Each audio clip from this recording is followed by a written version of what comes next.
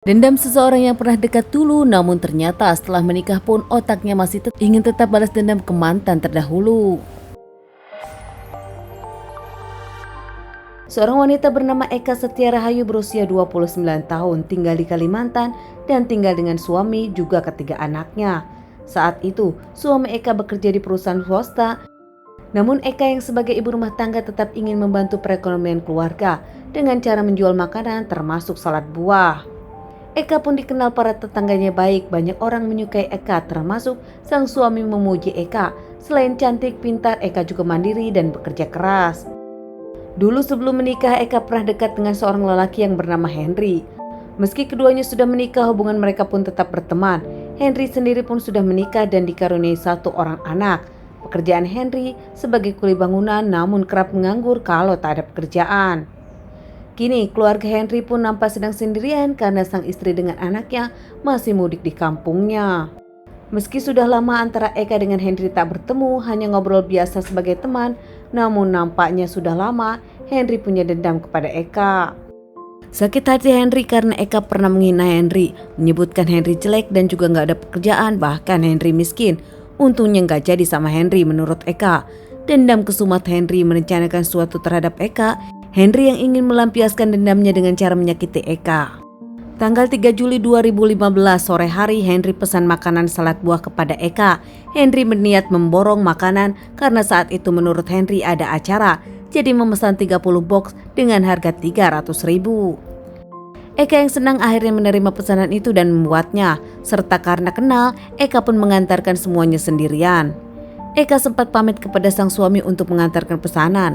Eka pergi ke rumah Henry dengan memakai mobilnya sendiri jenis Sirion. Saat Eka sampai ke rumah Henry, dipersilakan masuk dan Eka pun duduk di ruang tamu. Henry yang pamit ke kamar karena ingin mengambil dompetnya, namun ternyata saat di kamar Henry bukan mengambil dompet, melainkan mengambil benang untuk menghabisi Eka. Benangnya sendiri adalah jenis benang nilon. Saat Eka lengah, Henry langsung mencekik dengan benang tersebut. Eka yang mencoba melawan namun nampaknya tak bisa. Eka berakhir lemas tak berdaya. Saat Eka sudah tak bernyawa, Henry langsung menyeret Eka ke belakang. Saat itu pun Henry menggali halaman belakang dan memasukkan Eka ke lubang galian yang sudah dibuatnya. Tak lama menyemennya. Bahkan tempat galian Eka dimasukkan, disemen dan ditutupi oleh kandang kucing untuk menyambarkan bau yang tak sedap. Beres menyelesaikan Eka, Henry pun menyembunyikan mobil Eka di jalanan sepi dekat rumah tetangganya. Sementara di rumah Eka, sang suami bingung karena Eka nampak tak pulang dan tak bisa dihubungi. Mencari Eka ke keluarganya dan ke teman-teman, suami Eka pun tak menemukan Eka. Hingga setelah beberapa hari Eka tak pulang, sang suami pun melaporkan kepada pihak kepolisian dan menjelaskan terakhir Eka keluar rumah dengan alasan Eka akan mengantarkan barang-barang yang akan dijualnya, yaitu salad buah ke pemesannya.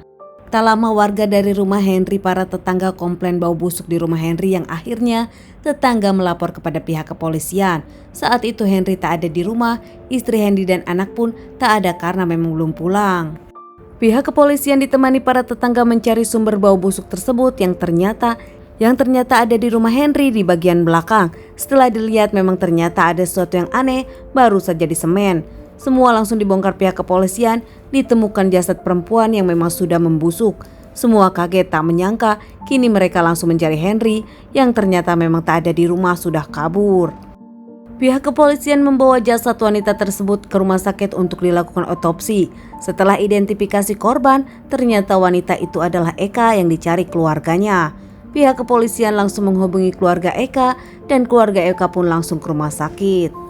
Henry yang kabur usai melakukan kejahatannya kepada Eka akhirnya ditemukan pihak kepolisian. Setelah 2 minggu pihak kepolisian bekerja keras, Henry ditemukan di pelabuhan. Saat itu Henry tak membantah, bahkan tak melawan. Di kantor polisi, Henry mengakui kalau dirinya menghabisi nyawa Eka. Motifnya karena sakit hati, selalu dipandang sebelah mata oleh Eka, bahkan selalu merasa terhina apabila Eka julid kepada dirinya.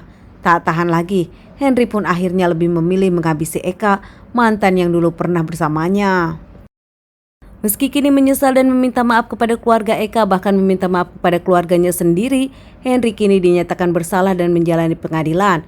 Henry pun divonis 20 tahun penjara. Teman-teman, sekian dulu kasus yang aku bawakan kali ini. Semoga kasus ini bisa dijadikan pelajaran hidup untuk kita semua. Ditunggu bahasan kasus selanjutnya.